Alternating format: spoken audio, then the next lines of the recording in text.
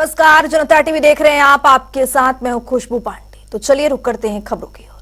CM Pushkar Singh Dhami ने x पर post कर नववर्ष 2024 की शुभकामनाएं दी है। नए साल जारी संदेश में मुख्यमंत्री ने सभी प्रदेशवासियों के सुख, शांति और समृद्धि की यहां पर कामना की है।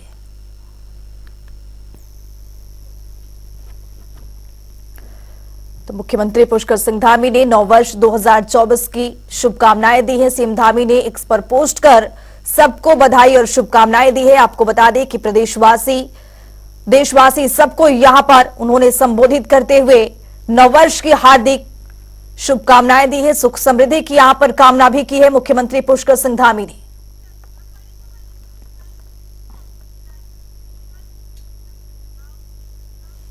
तो बड़ी जानकारी आ रही है, उससे भी आपको अपडेट करवाएंगे। देहरादून से ये बड़ी जानकारी, देहरादून से इस वक्त की बड़ी खबर। जमीन की खरीद फरोख्त पर बड़ा फैसला लिया गया है। बाहरी लोगों की जमीन खरीदने पर यहां पर रोक लगा दी गई है।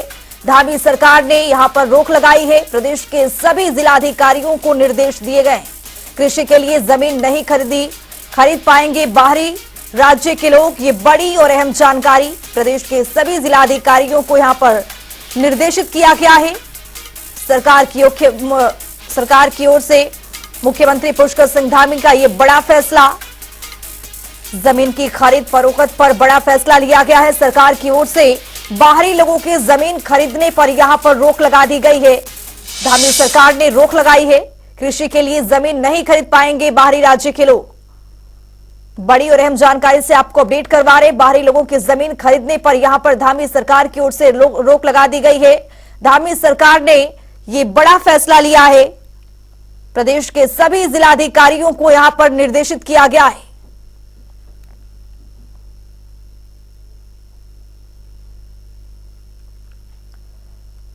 उत्तराखंड के मुख्यमंत्री पुष्कर सिंह धामी आए दिन नई पहल की शुरुआत करते हैं और इस पहल की शुरुआत से साल की शुरुआत से एक नई पहल की यहां पर शुरुआत की गई है। प्रदेश के सभी जिलाधिकारियों को निर्देशित किया गया है। आपको बता दें कि कृषि के लिए जमीन यहां पर बाहरी राज्य के लोग नहीं खरीद पाएंगे। जमीन की खरीद फरोख्त पर यह बड़ा फैसला लिया गया है। तो धामी सरकार ने रोक लगा दी है जमीन की खरीद फरोख्त पर। धामी सरकार का यह बड़ा फैसला प्रदेश के सभी जिलाधिकारियों को यहां पर निर्देशित किया गया है, निर्देश दिया गया है। तो वहीं आपको बता दें कि जमीन की खरीद फरोख्त पर धामी सरकार का यह महत्वपूर्ण फैसला लिया गया है।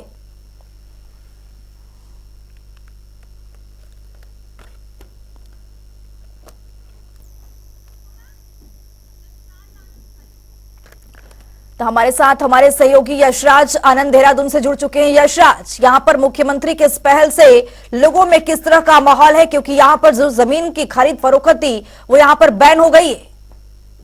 जी बिल्कुल, सबसे बड़ी बात है यहाँ पे भू कानून को लेकर लगातार यहाँ पर लोगों के बीच आंदोलन भी किया जा रहा था। लोग आंदोलन भी कर रहे थे कि भू कानून को लेकर यहाँ पर एक आंदोलन चल रहा था और लोग यह चाह रहे थे कि 1950 का जो भू कानून है उसको वापस लागू किया जाए। और 1950 के भू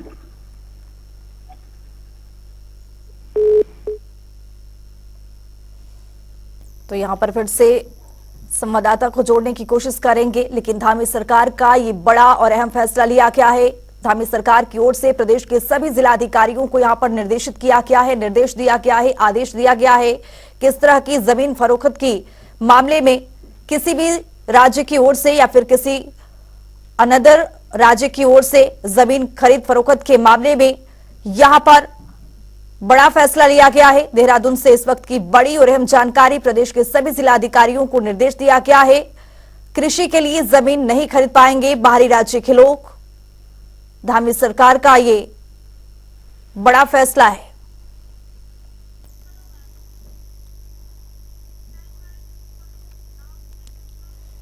मुख्यमंत्री पुष्कर सिंह धामी ने नए साल के मौके पर काशीपुर को तोहफा दिया है। दरअसल शहर में लंबे समय से मल्टी स्टोरी पार्किंग के निर्माण को सीएम धामी ने स्वीकृति दे दी है, जिसके बाद तकरीबन 17 करोड़ रुपए के बजट को स्वीकृति दी गई है।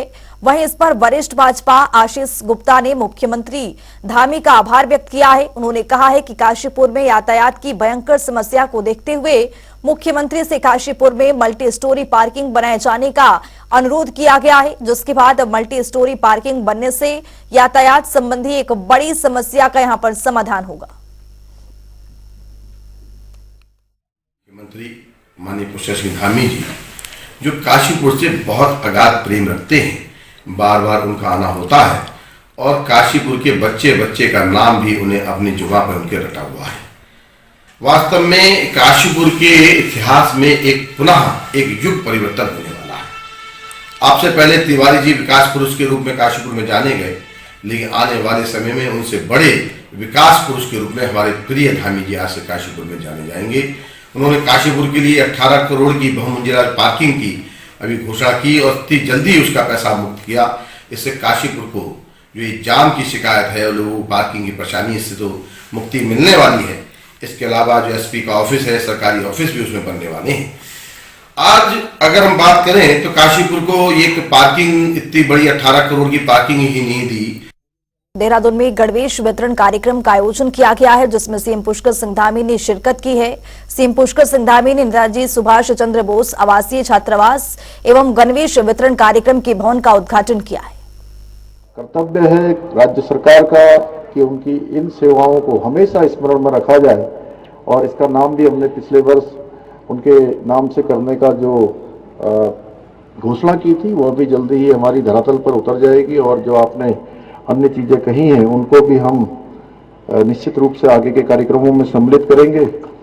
आज इस कार्यक्रम में बोर्ड परीक्षा में जिन्होंने श्रेष्ठ प्रदर्शन किया है हमारी सभी बालिकाओं को, उनको भी मैं बधाई देता हूं और उनके उज्जवल भविष्य की कामना करता हूं। आज पहले दिन आप सबके बीच में रहना और मेरे लिए भी बहुत सुखद है। आज पंडित जी जब पूजा करवा रहे थे तो समय का पता ही नहीं लग रहा था, घड़ी आगे बढ़ रही थी लेकिन मन कर रहा था कि बैठे रहो यहाँ पर। विधि विधान से वो जब पूजा कर रहे थे तो ऐसा लग रहा था कि घड़ी रुक जाती, क्योंकि बहुत ही आनंद आप सबके बीच में आकर सुखद अनुभव है।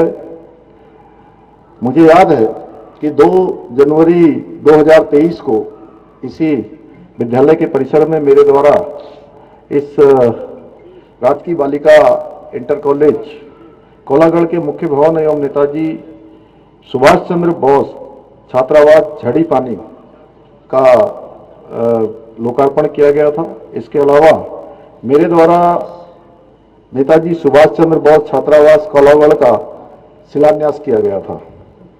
मुझे आज खुशी है कि आज लोकार्पण का भी मुझे अवसर मिला और बस के पहले दिन ये अवसर मिला और हमने पहले ही कहा है, हमने संकल्प लिया है, जैसे हमारे आदरणीय प्रधानमंत्री जी हमेशा कहते हैं जिन योजनाओं का हम शिलान्यास करेंगे उनका लोकार्पण करेंगे और हमने भी संकल्प लिया है कि जिनका शिलान्यास करेंगे उनका। उत्तराखंड की धामी सरकार ने नए साल पर निगम कर्मियों को तोहफा दिया है। दरअसल सरकार ने नए साल के मौके पर सभी निगमों और निकायों के कर्मचारियों का महंगाई भत्ता बढ़ा दिया है, जिसके लिए आदेश भी जारी किए गए हैं। वहीं इस बढ़े हुए महंगाई भत्ते का लाभ न केवल 5वें 6वें बल्कि 7वें वेतन मान ले रहे हैं सभी अधिकारियों और कर्मचारियों को भी यहां पर दिया जाएगा।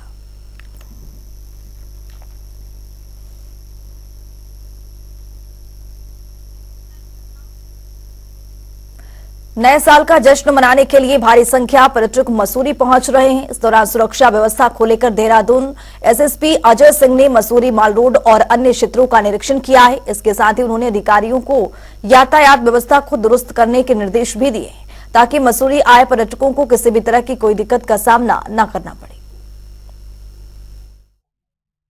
वर्ष पहले तो सभी को बहुत बहुत शुभकामनाएं देना चाहूँगा, साथ ही दून वासियों को, मसूरी वासियों को और जो भी सैलानी आ रहे हैं सभी को शुभकामनाएं भी हैं। साथ ही साथ उनके साथ वो अपने डेस्टिनेशन पर आएँ, अच्छे से अपने परिवार दोस्तों के साथ घूमें, एंजॉय करें। चूँकि सरकार ने भी है स्पष्ट किया है कि सैलानी को कोई दिक्कत ना आए, तो इसी के लिए व्यवस्था बनाई गई। यातायात में कहीं कोई उनको व्यवधान ज़्यादा उत्पन्न ना हो, उनको पार्किंग कहाँ जाना है उनको गाइड करने के लिए पुलिसकर्मी रहे। साथ ही साथ उनकी सुरक्षा व्यवस्था भी पुख्ता रहे, चूँकि लोग परिवार बच्चों के साथ यहाँ पर आते हैं, कहीं कोई छड़कानी कोई ईव टीजिंग की घटना ना हो, अगर ऐसी हो तो तत्काल उसको अटेंड करके कार्रवाई की जाए। साथ ही साथ जो थोड़ा ड्रंकन ड्राइविंग की शिकायत रहती है, जिससे एक्सीडेंट की पूरी संभावना रहती है, तो उसको अलग अलग बैरियर चेक पॉइंट्स बनाए गए हैं देहरादून से मसूरी तक के बीच में।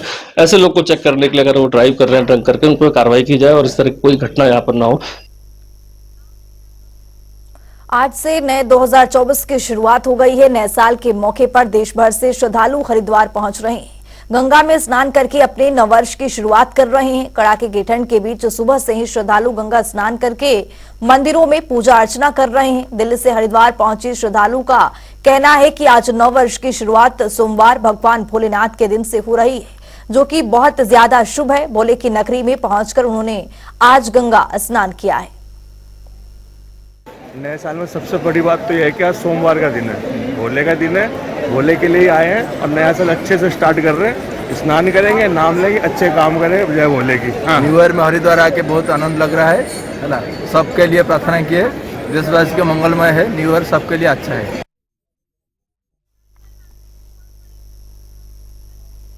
मकर संक्रांति के मौके पर मूल निवास लागू करने की मांग को लेकर बागेश्वर में एक अनोखा आंदोलन शुरू होने जा रहा है। इसके तहत कुली बेगार आंदोलन की तर्ज पर मूल निवास को लेकर लड़ाई लड़ी जाएगी। बता दें कि मूल निवास संगठन समिति की ओर से सरयू नदी के तट पर स्थायी निवास की प्रतिलिपियों को प्रवाहित किया जाएगा। वहीं इस पर केदारनाथ विधायक शैला रानी रावत का बयान सामने आया है। उन्होंने कहा है कि सीएम धामी पहले ही कमेटी बना चुके हैं। इसमें जो है हमारे जो लोकप्रिय मुख्यमंत्री हैं पहले ही समिति बना चुके हैं और ऐसा नहीं है। उत्तराखंड के लिए उनके मन में बहुत बड़ा दर्द है और मैं तो ये भी कहूंगी कि मूल निवास होना ही चाहिए, लेकिन इस तरह की ड्रामेबाजी से कुछ नहीं होगा। उसमें जब समिति बन गई तो जरूर हमारे पक्ष में निर्णय होगा। जो हमारी परंपरा है, जो हमारी संस्कृति है, वो जीवित रहनी ही चाहिए। तो इसमें जो है हमारे सरकार समिति बना के अपना जो है, जो भी समिति की रिपोर्ट होगी उस हिसाब से काम करे।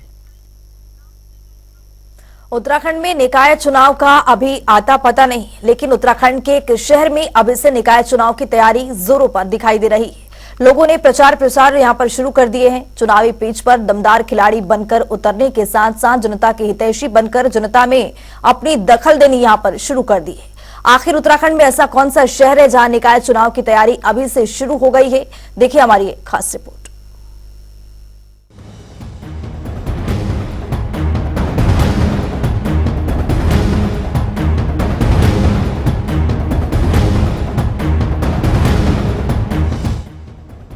उत्तराखंड में निकाय चुनाव का समय आ चुका है, लेकिन उत्तराखंड में निकाय चुनाव का अभी कुछ भी अता पता नहीं है। अनुमान लगाया जा रहा है कि पहले लोकसभा चुनाव होने के बाद ही उत्तराखंड में निकाय चुनाव होने हैं।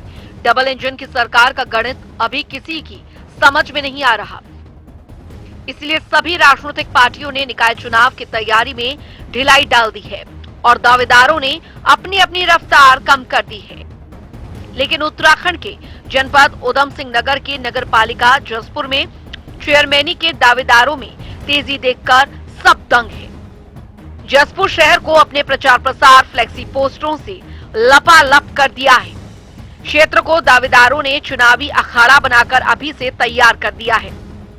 दावेदारों पर पार्टी भरोसा करे या ना करे, टिकट दे या ना दे, लेकिन कुछ दावेदारों ने तो अपनी जीत का भी अभी से गुणा भाग लगा दिया है। जसपुर नगर पालिका के पूर्व चेयरमैन प्रतिनिधि हाजी राशिद हुसैन भी भारतीय जनता पार्टी से टिकट की मांग कर रहे हैं। इनकी मां मुमताज बेगम के कार्यकाल में हुए विकास कार्य को लेकर अपनी जीत का गणित लगाकर बैठी हैं। हालांकि हाजी राशिद हुसैन की मां मुमताज बेगम जसपुर नगर पालिका की चेयरमैन बहुजन समाज पार्टी से थी, लेकिन अब पुत्र ने भारतीय जनता पार्टी का दामन थाम लिया। अब फिर हमारी तैयारी रहेगी चेयरमैनी की और इंशाल्लाह फिर जीत करके आएंगे। और हमारा जो मामला बहुत बढ़िया है, हमने विकास कराया है, विकास के नाम पे ही हमें जनता वोट देगी। खाली फ्लेक्सी तो लोग बागों ने बहुत लगवा रखी है, बाकी हमने कोई अपनी फ्लेक्सी अभी नहीं लगवाई है। हम दीवारों पे राज नहीं करते, दिलों पे राज करते हैं, इसलिए हमारी जसपुर की जनता बहुत खुश है और इंशाल्लाह फिर दोबारा हमें जसपुर का अध्यक्ष फिर बनाएगी। इतना ही नहीं, इस चुनावी पिच पर कांग्रेस के दावेदारों ने भी उतरना शुरू कर दिया है। हालांकि दावेदारों की लिस्ट लंबी है, लेकिन कांग्रेस से दमदार दावेदार मोहम्मद आरिफ को माना जा रहा है। क्योंकि पिछली बार भी पार्टी ने किसी कारणवश मोहम्मद आरिफ को टिकट नहीं दिया था और कांग्रेस को हार का मुंह देखना पड़ा। इस बार जनता और पार्टी के हाईकमान पर अपनी मजबूती दिखाने के लिए अभी से मोहम्मद आरिफ ने तैयारियां शुरू कर दी हैं। जसपुर जनता के बीच जाने के साथ साथ शीर्ष नेताओं के दरवाजे भी खटखटाना शुरू कर दिया है। पहले तो मैं आपके दर्शकों को नए साल की बहुत बहुत मुबारकबाद देता हूं। 2024 सब लोगों के लिए शुभ हो। और बात रही नगर पालिका की तैयारी की, तो जसपुर विधानसभा के अंदर कांग्रेस पूरे उत्तराखंड के अंदर सबसे ज्यादा मजबूत है। तो यहाँ तैयारी तो पहले से कार्यकर्ता यहाँ सारे मजबूत हैं और मैं ये मानता हूँ कि कांग्रेस की टक्कर पे नगर पालिका के चुनाव में कोई नहीं आने वाला। मेरी दावेदारी तो 100% है। लास्ट ईयर कुछ कारणों से पिछली बार मेरा टिकट नहीं हो पाया और मैं ये मानता हूँ अगर मेरा टिकट होता 100% मैं कांग्रेस का नगर पालिका का चेयरमैन बनता और नगर पालिका का चेयरमैन कांग्रेस पार्टी का बनता। और इस बार अगर पार्टी मुझ पर दांव खेलती और हक ही मेरा है, अगर आप पूरा ओवरऑल 7-8 साल की राजनीति अगर मेरी आप देखते हैं तो मैंने कांग्रेस के लिए हर बलिदान जो देने को तैयार रहता है बंदा, मैंने वो बलिदान दिया है। मैं हर तरीके से विधायक जी के साथ वफादारी मैंने करी है। मैंने कांग्रेस पार्टी की वफादारी करी है। जहां भी कांग्रेस कार्यकर्ता के लिए खड़ा होना पड़ा है मैं उसके लिए समय समय पर खड़ा रहा हूं। हर आंदोलन में कांग्रेस पार्टी के साथ में लगा रहा हूं। तो मुझे पता मैंने काम करा है, कार्य करा है मैंने, तो 100% कांग्रेस पार्टी इस बार मेरे पर दांव खेलेगी और विधायक जी 100% मुझे टिकट देंगे। देश के सभी राज्यों में भले ही लोकसभा चुनाव की सरगर्मियां तेज क्यों ना हो, लेकिन उत्तराखंड के जसपुर से अलग राजनीति के रंग में रंगता हुआ दिखाई दे रहा है। जिस मंजिल का अभी कुछ अता पता नहीं, उस मंजिल को पाने के लिए दौड़ लगानी दावेदारों ने शुरू कर दी है। अब देखने वाली बात होगी कि कब मंजिल का पता मिलता है और दौड़ने वालों में से किसको मंजिल मिलती है। उधम सिंह नगर से जनता टीवी के लिए अजहर मलिक की रिपोर्ट।